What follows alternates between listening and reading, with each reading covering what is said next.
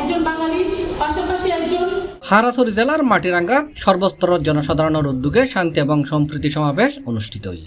মঞ্চে উপবিষ্ট বিভিন্ন রাজনৈতিক এবং কিছু দোষ আছে। মঙ্গলবার মাটিরাঙ্গাত এককান কমিউনিটি সেন্টারত উপজেলা নির্বাহী কর্মকর্তা মোহাম্মদ মিজানুর রহমানের সভাপতিত্বে অনুষ্ঠিত সম্প্রীতি সমাবেশত প্রধান অতিথি হিসেবে উপস্থিত আছেন খাগড়াছড়ির জেলা প্রশাসক মোহাম্মদ শহীদুজ্জামান। এই সময় খাগড়াছড়ি পুলিশ সুপার মোহাম্মদ আরিফিন জুয়েল, সাবেক মাটিরাঙ্গা পৌর মেয়র আবু ইউসুফ চৌধুরী, সাবেক খাগড়াছড়ি পার্বত্য জেলা পরিষদের সদস্য মনীন্দ্র কিশোর ত্রিপুরা, সাবেক মাটিরাঙ্গা উপজেলা পরিষদের চেয়ারম্যান মোহাম্মদ নাসির আহমদ চৌধুরী, মাটিরাঙ্গা উপজেলা পরিষদের চেয়ারম্যান মোহাম্মদ তাজুল ইসলাম বিশেষ অতিথির বক্তব্য রাখি। সমাবেশে স্থানীয় জনপ্রতিনিধি, রাজনৈতিক নেতৃবৃন্দ, প্রেস ক্লাবের পেশাদার সাংবাদিক, ধর্মীয় নেতা, হেডম্যান, কারবারি, সুশীল সমাজের প্রতিনিধি দল উপস্থিত আছে। সনাতন দিতে পারেন, একটা মানুষকে মারলে তার মারপিটের।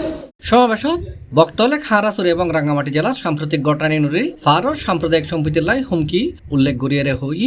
এসব বিষয়ে আমাদের করণীয় কি এবং আমরা ভবিষ্যতে সভাপতি হিসেবে উপস্থিত রয়েছে। সভা প্রধান অতিথির বক্তব্যে খাগড়াছড়ি জেলা প্রশাসক মোহাম্মদ শহীদুজ্জামানে হয়, যেমন দিঘিনালায় বলি আপনার প্রায় 100-র উপরে দোকানঘাট জ্বালিয়ে দেওয়া হয় এবং ক্ষয়ক্ষতি প্রায় কয়েক কোটি টাকা হয়। আপনি দেখেন যার দোকান পুড়েছে কয়েক কোটি টাকার উপরে, তা সে কত অনুদান পাবে?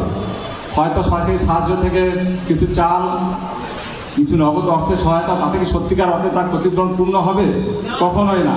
যার বাবা হারিয়েছে, যার ভাই হারিয়েছে, যে অপূরণীয় ক্ষতি হয়েছে, সেটা কি নগদ অর্থ বা সাহায্যের মাধ্যমে পূরণ করা সম্ভব?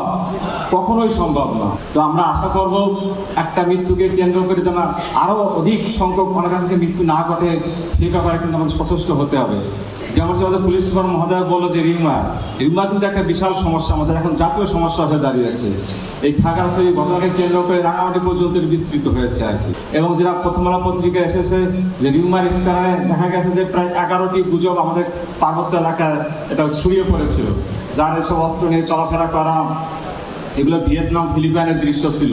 কিন্তু এগুলো আমরা না বুঝে এগুলোর পিছনে আমরা দৌড়ে আমরা কিন্তু আমাদের জীবন হানি করেছি, সম্পদের হানি করেছি। আলটিমেটলি লুজার কিন্তু আপনারা আমরা যার গেছে সেই কিন্তু বুঝতে পারছি তার ক্ষতিটা কতটুকু। আমরা হয়তো দূর থেকে কিছুটা শোক বাণী দেবো, কিছুটা আশ্বাসের বাণী দেবো, তাতে কিন্তু তার পূরণ হবে না, তার উদ্দেশ্য পূরণ হবে না, তার ফ্যামিলির কোনো নিড প্রয়োজন হবে না। সুতরাং আমাদের বেঁচে থাকতে হবে, নিজের পরিবারকে নিয়ে চলতে হবে। C+ চট্টগ্রাম।